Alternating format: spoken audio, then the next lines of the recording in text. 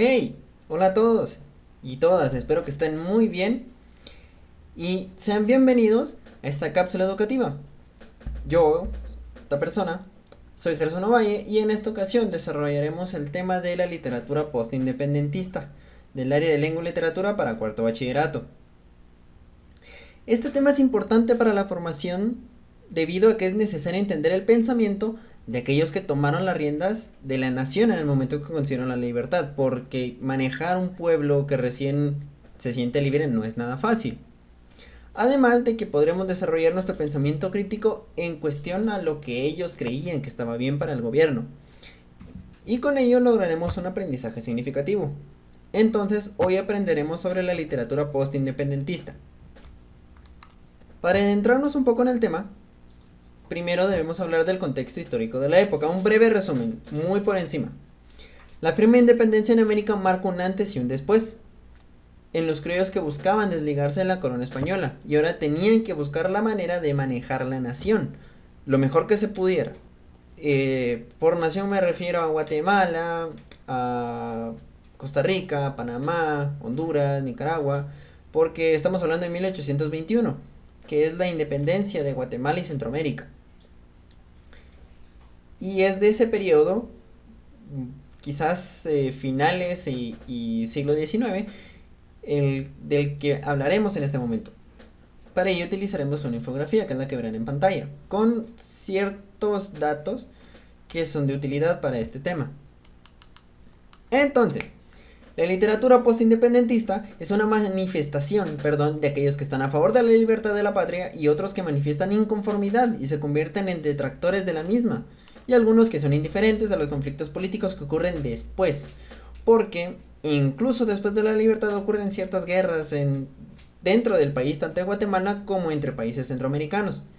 Ahora bien, cuando me refiero a algunos que mostraban su gana de tener libertad, es porque está una obra que se llama Plan Pacífico. En ese plan se muestran ciertas decisiones o tácticas que se iban a tomar para llegar a lo que se conoce hoy como la independencia de Guatemala. Porque sí, la independencia de Guatemala fue pacífica, no fue como la de México, en la que hubo un conflicto armado entre comillas, sino que la independencia de Guatemala fue más tranquila, no hubo un derramamiento de sangre como tal. Mientras tanto que hubieron otros detractores que creían que buscar la libertad era ir en contra, era traicionar al rey de España. Como lo verán en la infografía, la independencia de Guatemala y Centroamérica se independizan de la corona española, por lo que ahora el pueblo goza de libertad, lo que ocurre en 1821. Entonces, esta literatura tiene algunas características muy peculiares, tales como presentar rasgos neoclasicistas y románticos. Tanto en este periodo como en el siguiente siglo, aunque en el siguiente siglo ya hay una transición, pero en esto que es finales de siglo XVIII, inicios del siglo XIX, estos dos géneros se traslapan, tanto el neoclasicismo como el romanticismo. Y utilizan el periódico como la difusión de la literatura y la poesía. El periódico me refiero al periodismo, que lo podrán ver aquí.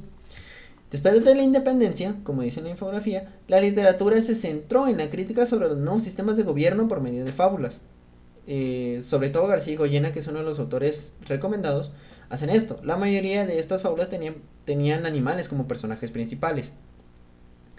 El periodismo, por su parte, toma las riendas de la difusión de las obras literarias o de poemas de la época.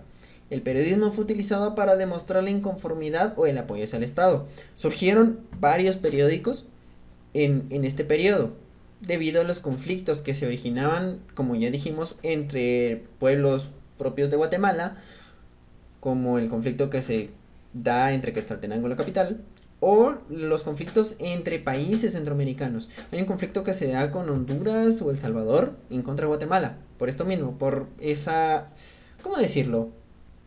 Ese autoritarismo que había, porque sí, fueron militares los que tomaron las riendas del poder en cuando se empezó a avanzar en este tema. Ahora, la pregunta aquí es, ¿ustedes sabían algo de este tema? Me refiero a si conocían a algún presidente de esta época, algún autor de esta época o algún poema de esta época. Si no, ahora yo les diré algunos. De momento sigamos. Rasgos neoclasicistas, o sea que evocan, por decirlo de alguna manera, algunas figuras clásicas. Cuando digo figuras clásicas me refiero a dioses, musas o que intentaban educar a la gente, que intentaban tener fines didácticos en sus obras. Después están los rasgos románticos. Los rasgos románticos presentan amor a la patria, patriotismo, sobre todo el patriotismo es fundamental, o una exaltación del individualismo. En este periodo se crean héroes. Se crean o se alaban héroes. Por ejemplo, héroes de la independencia. Simón Bolívar, por ejemplo, es uno de los que más se exaltan aquí. Eh, entre muchos otros. Y se dan también los himnos patrios. Después, la fábula como emisor de mensaje para el pueblo y el surgir de la narrativa, porque sí, en Guatemala, estamos hablando de Guatemala, se da la primera novela, que lo hablaremos más adelante. Además, mantienen temáticas como la libertad, que es el nuevo tópico, es la sensación del momento, de aquel entonces del siglo XIX, era de que, bueno, somos libres de España, ya no hay nada que hacer, ¿ahora qué? ¿Qué nos toca a cada uno? ¿Qué hacemos? ¿Qué le toca a la gente hacer? Críticas a las nuevas formas de gobierno, porque sí, no había democracia, la democracia estaba más o menos, el autoritarismo era lo top de aquel entonces. Amor a la patria y rechazo o apreciación a los nuevos dirigentes. El nacimiento del periodismo como método de difusión de la literatura, que eso fue lo que ya se mencionó antes y lo que ya se mencionó en la infografía. El periodismo fue fundamental para la difusión de aquellos o el reconocimiento de aquellos autores, porque no la cultura de la publicación de obras en sí no estaba tan desarrollada como lo estaba en Europa. Aquí íbamos pasito a pasito. Se nos adelantaron mucho, pero íbamos pasito a pasito. Obras representativas de la época. Encontramos, y de hecho en la infografía también lo vamos a poder ver, autores y obras. La hija del adelantado, que representa los inicios de la narrativa en Guatemala. La hija del adelantado es una novela de Salomé Gil, que es el seudónimo de José Milla. Esta novela se publica en el periódico como tal y se le tacha un poquito a José Milla el hecho de ser tan indiferente ante los conflictos políticos de la época. Porque la hija del adelantado no habla en absoluto de política del momento. Para darles un contexto, daremos un breve resumen de esta obra. La hija del adelantado es una novela que narra la historia de la hija de Pedro de Alvarado. Esta señorita tiene un amorío con Pedro Portocarrero, que es un general, es un soldado, perdón, de aquel entonces. Y se dan ¿cómo decirlo? Muchos problemas en la relación de estos dos. Y la novela se sitúa en la época colonial, ni siquiera es en el siglo XIX, se ubica en el 1500. En el 1500, donde ya Pedro de Alvarado ya tiene la colonia de Guatemala, donde ya este es un reinado, por decirlo así. En México también ya está el reinado. Se narra la muerte de Pedro de Alvarado, se narra la inundación que se da en lo que es ahora Antigua Guatemala. Porque sí, es un terremoto y una inundación que destruye toda aquella ciudad, lo que origina el mudar la ciudad hacia lo que se conoce ahora como Guatemala de la Asunción. En fin, la obra como tal simplemente se aleja de todo lo político del momento. Encontramos también cuadros de costumbres que son pequeños fragmentos, pequeños cuentos de cómo se percibe la costumbre o de cómo se percibe la cultura del momento. La tentativa de León y el éxito de su empresa y nuevo sistema de gobierno animal y animales congregados en cortes son fábulas. Nuevo sistema de gobierno animal y animales congregados en cortes son fábulas de Rafael García Goyena. En esto se presenta, perdón, si no se ve mi gesticulación, se presentan conflictos entre animales. Y no conflictos de peleas, sino conflictos de debate, en los cuales se propone quién puede gobernar mejor. Y sale otro animal diciendo, no, este no puede gobernar mejor porque este tiene tales aficiones, este tiene tales defectos y por ello creo que no puede gobernar. En la tentativa de León y el éxito de su empresa, como ya la mencionamos antes, tiene rasgos neoclásicos esta literatura, y la tentativa de León es el ejemplo perfecto. Aquí tenemos como personaje principal el león. Al ser una fábula tenía que ser un animal, o por lo menos eso se cree. Y este león busca desafiar al hombre, porque el hombre está por encima de todo animal. El hombre es, lo mejor del mundo.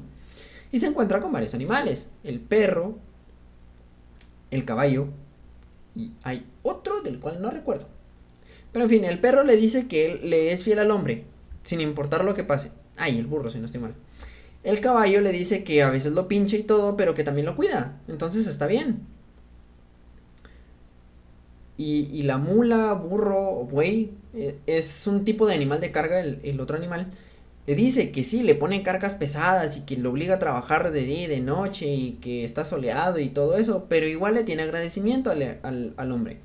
Y el león, que es un león joven, no sabe por qué todos lo obedecen al hombre. Entonces llega a su encuentro y en ese encuentro se da cierta situación en la cual el león termina con las manos aplastadas, por decirlo así, por un tronco, y le suplica al hombre que le ayude. Entonces se da la reflexión de la humildad y de no creerse más de lo que no es. Y esta fábula tiene fines didácticos también. Muchos fines didácticos. ¿Y a qué vamos con esto? El objetivo o el mensaje que se expresa en las obras es simple. El gobierno no sabe qué hacer con la libertad. Porque si llegamos a estudiar la historia de Guatemala desde que se da la independencia hasta ahora, la mayoría son conflictos políticos. La mayoría son conflictos por poder, por economía. De hecho, es en este periodo en donde la economía termina sufriendo demasiadas pérdidas, en todo caso. Buscamos identidad. ¿Qué es ser guatemalteco, por decirlo de alguna manera? ¿Por qué es que ahora somos libres? ¿Qué sentimos al ser libres? Esa identidad patriótica de decir, no, yo voy con este político, yo voy con este político, yo voy con esta filosofía, etcétera. Intentar enseñarle al pueblo cómo se debe actuar, ahora ante su nueva realidad llena de libertad, y educarlos de una manera que sean civilizados. Por ello es que están todas las fábulas. Si nos damos cuenta y si buscamos la mayoría de fábulas, por ejemplo de Goyena, o incluso las europeas, son las mismas fábulas que se le cuentan a los niños de parvulitos, por ejemplo. ¿Por qué? Porque estas fábulas tienen un mensaje significativo, demostrando valores, demostrando actitudes que todavía pueden ser demostradas ahora, actitudes que todavía se pueden fomentar en estos momentos históricos, porque nunca está de más aprender valores, nunca está de más. Entonces, ¿qué aprendimos hoy? Aprendimos que la literatura postindependentista fue un periodo literario plagado de autores y poetas que intentaban transmitir un mensaje sobre sus ideales y sobre lo que significaba la patria. En algunos autores tenemos a José Milla, como ya se mencionó, José Batres Montúfar, Rafael García Goyena, que fue un fabulista, María Josefa García Granados, que crea un sermón a José María Castilla, que este sermón podría decirse que es bastante romántico en cuanto a características, porque aquí habla por decirlo de un eufemismo, de partes erógenas y de muchas otras cuestiones, tanto de mujer y el hombre, demostrando cierto asco, por decirlo de alguna forma. Luego tenemos a Enrique Gómez Carrillo con Bohemia Sentimental, entre otros autores. Ahora, una pequeña recomendación: la lectura de La hija del adelantado, las fábulas de Goyena o algunos cuadros de costumbres, porque esto nos va a dar una visión amplia de la temática que se abordaba en la época. Esto nos va a dar una visión de cómo es que se escribía en aquel entonces, qué temas se escribían o cómo es que ellos veían a la sociedad, porque cuadros de costumbres es eso.